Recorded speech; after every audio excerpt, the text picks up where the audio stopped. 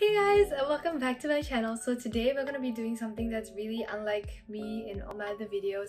This is more for general public and anyone who wants to know more about the Singapore's driving system and the things you gotta do before you get your driver's license in Singapore. So it's gonna be a super in-depth explanation about it, and I'm mostly gonna be focusing around SSDC. Please note, I'm not being sponsored by SSDC. It's just that I took that route and I got my license yesterday, and I thought that it'll be easy to explain to everyone from my perspective of that driving school. I've also never seen anyone do like a very in-detail explanation of the different steps that go down and like tips, tricks and everything, so I thought I would do it here today.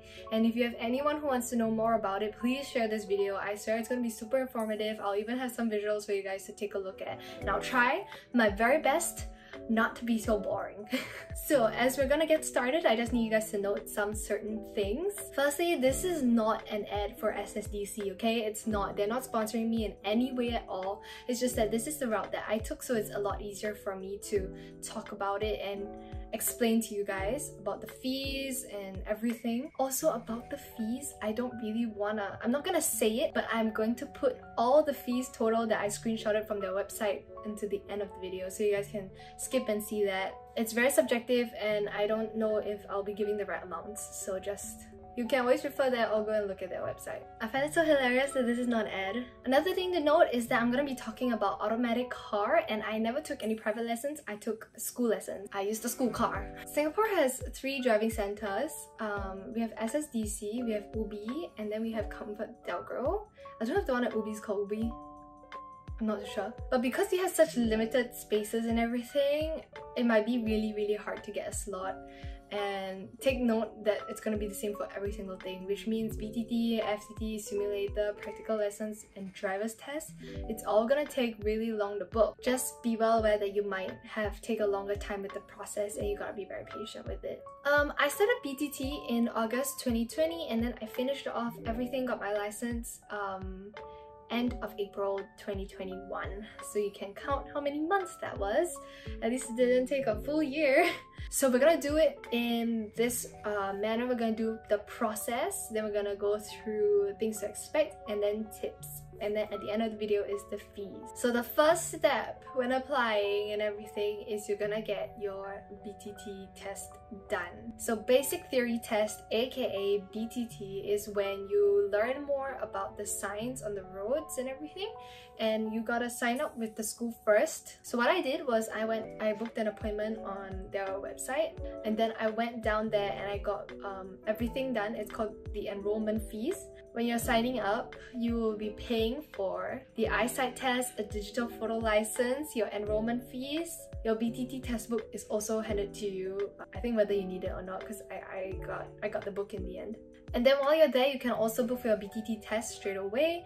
And for me, I think I tried to apply. I applied in August, but I only cleared my BTT by November because the next slot was in November. So that's how long it took me to wait. By the way, BTT is an MCQ test, so you have to pass 45 out of 50 questions. After you've passed your BTT, which you have to take in the Woodlands Centre, you can apply for your PDL online. Now everything is mostly applied for online, and you apply under the police.government.singapore website. They will give you the details and all that, so do not worry too much about it. And then you have to pay the fee of $25 for your PDL. A PDL will have an expiry date. It states on the paper now. PDL is not a card, it's just a piece of paper that you get to print out at the end of the page when you enroll online. So there is no physical card, you gotta show your paper. Some tips for your BTT test. Okay, so for me, I passed on the first time, but it's mostly because I had so much practice. And the best tips I can give for you to practice for your BTT is read the BTT book. You have to learn a lot more about the minute point system. That means you might actually have to memorize some of them. But also another great tip is to download the Singapore BTT test app. And just keep doing that until you pass like 100%. Just keep doing it until you pass 100%. And not only is there apps, I think you can go onto a website. You just search Singapore BTT test, and then you can find a website and just do as many as you can. Just keep going, and the questions are crazily similar. so you'll be fine. But really, just try your best to pass because you might actually end up waiting a few more months to get another test date. It's crazy. So now you've cleared your basic theory test. That means you are allowed to start learning driving. Also, before I get into the practical lessons, we're gonna talk more about TTT, trial theory test, and final theory test, FTT. So TTT, trial theory test, is basically a test that now you have to do before you're allowed to apply for your FTT test and take that. So a TTT test comes in two modes. Let's say if I book my TTT test and then I go down to the room and I sit down, the computer will say, do you want to do practice mode or do you want to do the test mode? Do know all TTT questions are going to be exactly the same as FTT. They just want to make sure that you have a higher success rate at passing your FTT, so they make you do TTT a bunch more times. I don't know why. It's just the system now. I hope that was clear enough. I know I sound a bit confusing right now. Just stay with me. Then when it comes to your FTT, there is only test mode and you have 50 minutes to do 50 questions and you have to pass 45 out of 50. So once you're done with your TTT, then you can book your FTT. After you're done with FTT, then you can book for your driver's test. Okay? Okay, so all the tests aside, let's go to the fun parts, the practical lessons, but you guys have got to keep up with me, okay? Practical lessons can be booked after you pass BTT. Don't worry, you can do your FTT and TTT concurrently, together at the same time. Practical lessons have different costs, which means you can either take the off-peak period or the peak period, and they're just slightly more expensive than... Peak is slightly more expensive than the off-peak, of course. After you enroll with the school, you will get a login ID and everything, so you can log into the SSDC page as a student and then you can book your lessons, and everything can be booked from the website. Every single thing. For practical lessons, you can book as many as you want. So what I did was, because it was really hard to find lesson times, it was around December by this time, so I booked lessons concurrently like every single week, like non-stop. Now comes in the Ang Mo Kio branch. You can take practical lessons there. The only thing available is practical lessons, so you can book either Woodlands or Ang Mo Kio. What to expect out of driving lessons is that there is 30 subjects you gotta cover before you are considered granted to start your practical traffic police test, which is the practical test. The 30 subjects are split down into 4 stages. Stage 1 is 1 to 12 subjects, Stage 2 13 to 22, 3 23 to 27, 4 28 to 30. Only after learning subjects 1 to 4, then you are allowed to book your lessons at Ang Mo Kio. If not, 1 to 4 has to be in Woodlands because you have to train it in circuit. Ang Mo Kio branch practical lessons means that you will actually be allowed to drive all the way to Woodlands, do the circuit, and then drive back in the allotted 2-hour session. You may also stack sessions, meaning if you want to take a 2-hour session in the morning, then you can take the 2-hour session in the afternoon.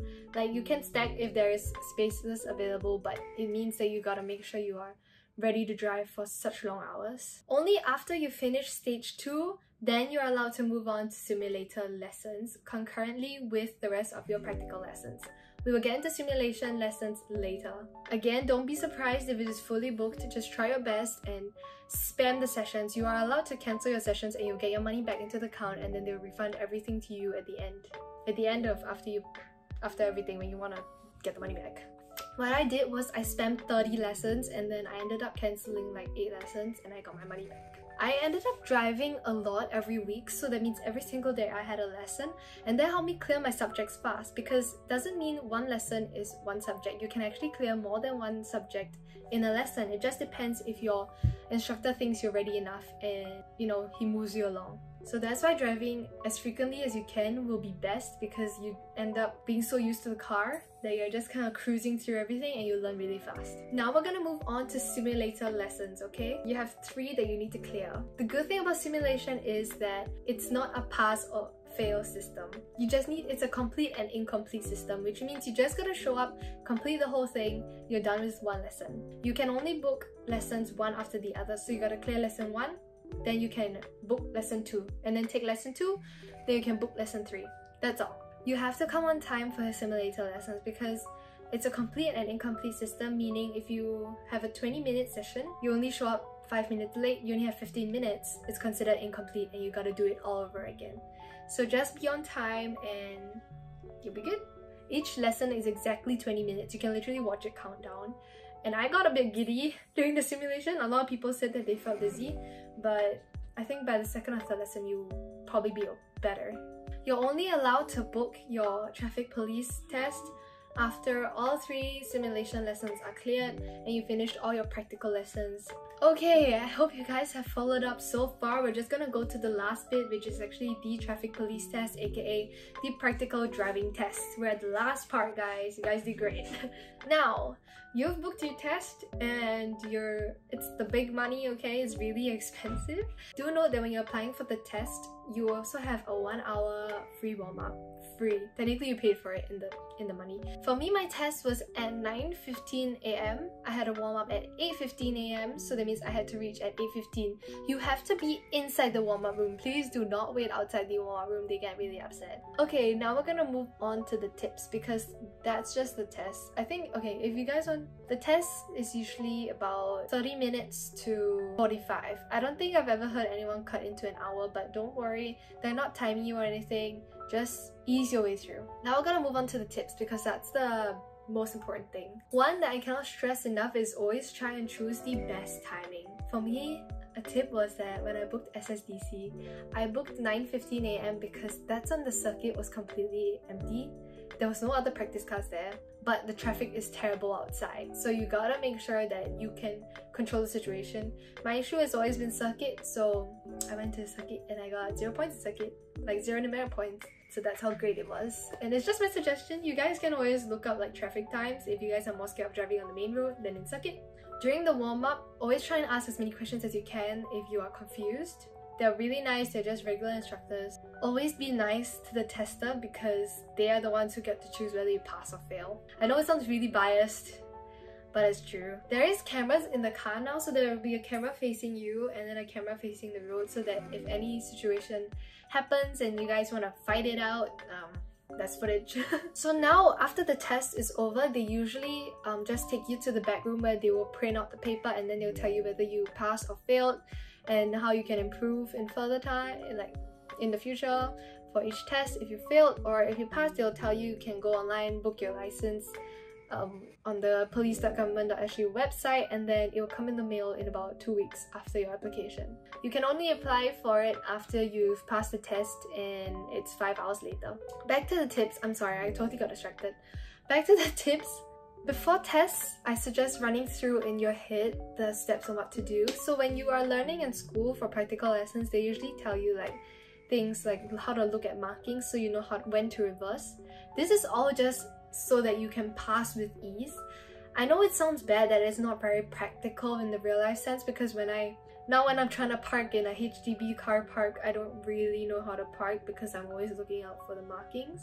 But it's just so that you can pass with ease, and then after that, when you get your license, you can figure it out on your own.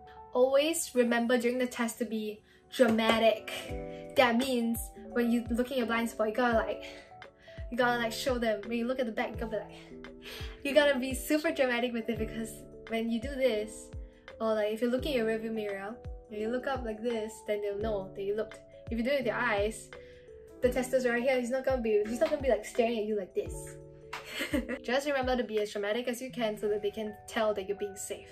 That's what everyone does. Don't worry, it's not weird. Everyone does it, it's hilarious.